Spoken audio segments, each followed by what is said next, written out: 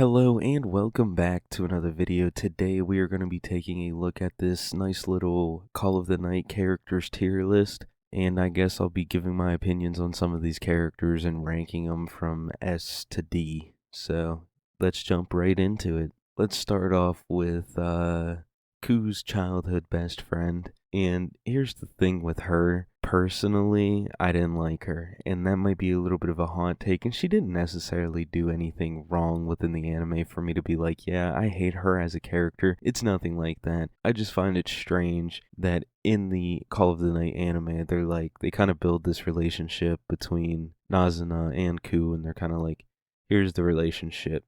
Uh-oh, here comes the childhood best friend. What's up? Is there any chemistry there? We'll see. And that's the stuff that kind of bothers me just a smidge, because it's like, who are you, man? You're kind of interrupting what's going on now, and I feel like you're going to take away from the relationship that's already established, which she really didn't do, but still, it did put a rift between Kou and Nazuna, I believe, at one point. I just find it a little weird how they're like, hey, guess what? Here's another female character or whatever. Here's your childhood best friend. It just kind of makes things a little bit more complicated. But I do not outright hate her. I just didn't really like that she was added in that way, to where it was like childhood best friend, blah, blah, blah, blah, all that. So I'll just smack her in a B tier.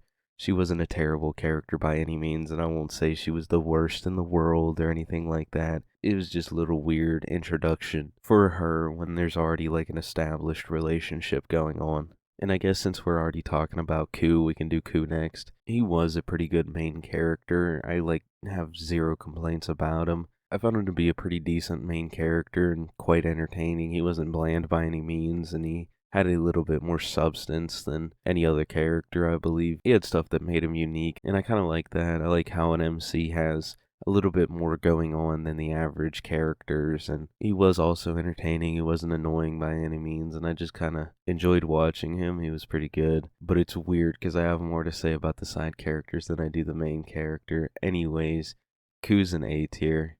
He's a pretty good MC. I believe this individual's name is Hatsuka or something like that. And if you've seen the anime, this character is, I guess, a dude who looks like a chick. I don't know if the preferred pronouns are she or him. The Call of the Night fandom says male, so we'll go with him pronouns, I guess. But he was a really funny character because, in anime, they want that big reveal that, hey, this character that looks like a female is actually a male, and you're supposed to go, what? No way. But I think she was trying to turn Kou into a vampire or whatever, or trying to get him to fall in love, something like that. But it was revealed that Hatsuka was actually a dude, I guess, and it was like, okay, whatever. I don't know. I mean, there's supposed to be some kind of like shock factor or something, like, oh my god, this character that is voiced by a female and looks like a female is actually male. What? Like I said, it's nothing. There's no shock factor there. It's like, okay, whatever. That's cool. But the character is obviously just a side character. There isn't much going on there. But I do find it quite funny that he or she was trying to get with Kou, and they have this like weird relationship with the people that they are living with at the moment.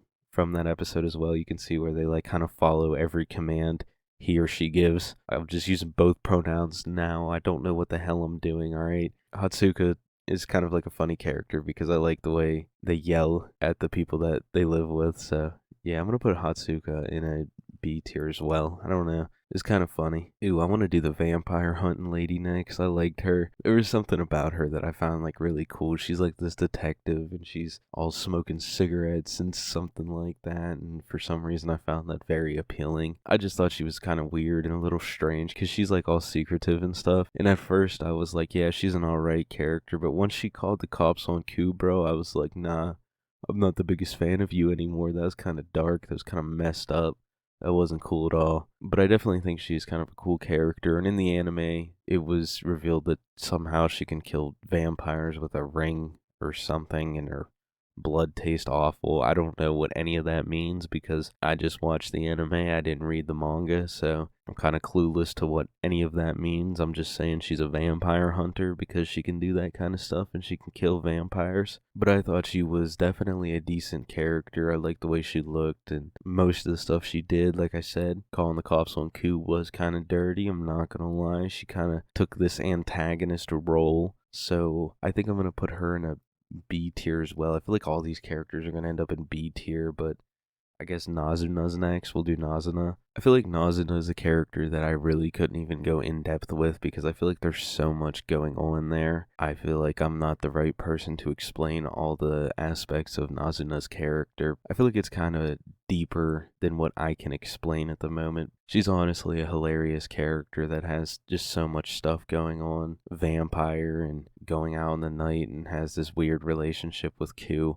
But I thought she was honestly just a really great character, and I honestly feel like she added so much to the overall plot and all that good stuff. So I'm gonna put Nazuna in an S tier because A, good character, and B, it's the face of the anime. We all know that Nazuna's the cover of the anime. She's the poster child or the character that everybody simps over. I'll put her in S tier because they made her a very likable character, and we're kind of down to like really side characters now. So let's do the teacher who was a vampire. I don't even know if he has a name or not, but the vampire teacher dude, he was kind of cool. He was kind of weird. They encountered him in the school or whatever, and he's a vampire that just didn't eat for a really long time or didn't suck blood or whatever. And I guess that turned him kind of crazy and a little bit violent. And he tried to eat old childhood best friend's face off, and that was kind of cool. It was nice to see what happens to the vampires if they don't, like sip on some blood. You feel me? They kind of go a little bit crazy, and it expands a little bit on the whole vampire thing within the anime. So that was nice, and it also added a little bit of a horror element to it, and I like scary stuff. And I mean, just look at him, he looks all creepy in this image here. But he is very much a side character that had like no screen time at all, so C tier. I guess we can do Nico next. Nico was like, it seemed like the head of this like whole vampire thing. She kind of seemed like the big boss lady of this like vampire clique that she had going on with some of the other vampires.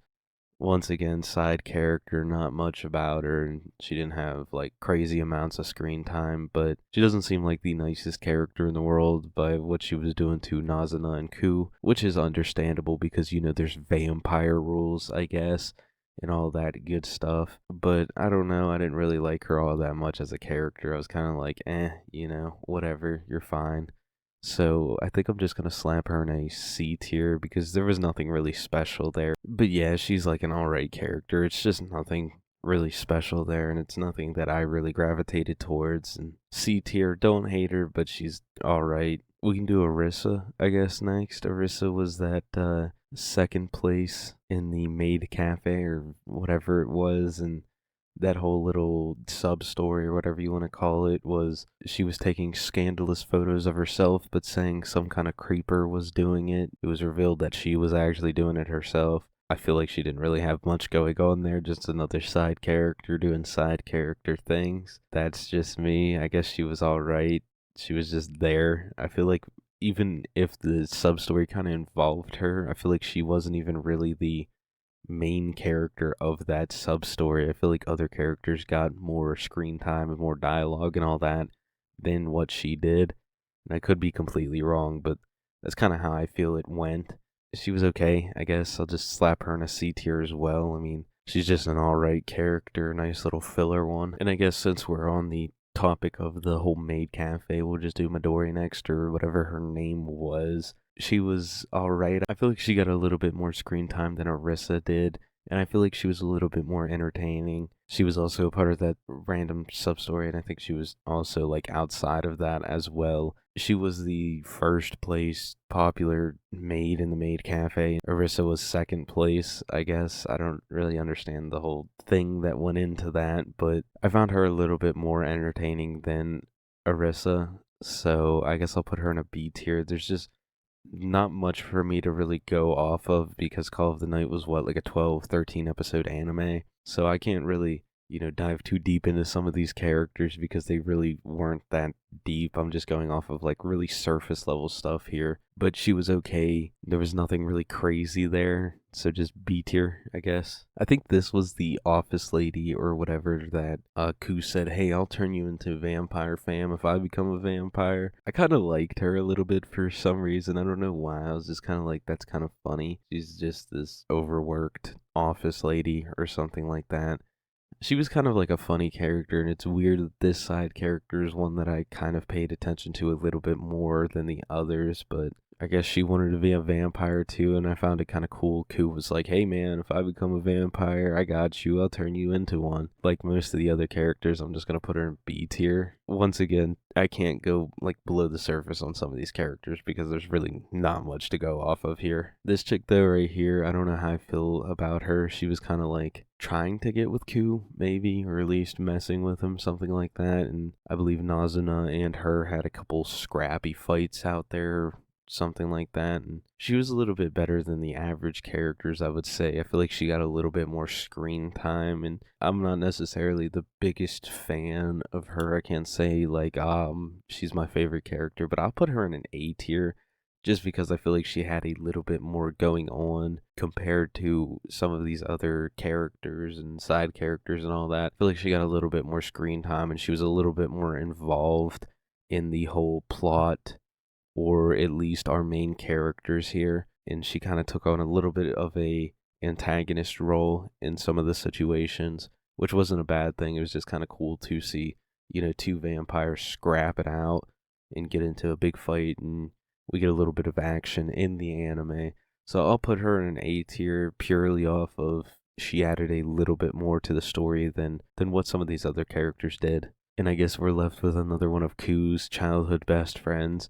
He's a vampire. I know he is. He has to be. I haven't read the manga, only watched the anime, and I haven't looked up anything on the anime, but I'm just saying, purely off of instinct, he's a vampire. You're telling me he just stopped talking to all of his friends, even though he was really popular, and he starts hanging out at night? That's vampire activities. But at the same time, he still has a whole bunch of people around him. I guess he's attracting a bunch of people. That's what vampires do. He's a vampire. That's my theory. He's a vampire, goddammit. I'm saying it now. I don't care what anybody says. He's a vampire. I don't know. Childhood best friend. B tier with the other 80 childhood best friends or whatever. Here's my rankings for good old Call of the Night. This is where I'd place all of these characters. You can just pause and take a look now. And thank you so much for watching this video. Let me know your thoughts on my rankings down below. Also tell me how you would rank these characters. Check the description for all my links, and I guess I'll drop a synopsis for Call of the Night down there as well if you, for some reason, watch this video without watching Call of the Night. Don't forget to leave a like and subscribe, and I'll see you in the next one. Later.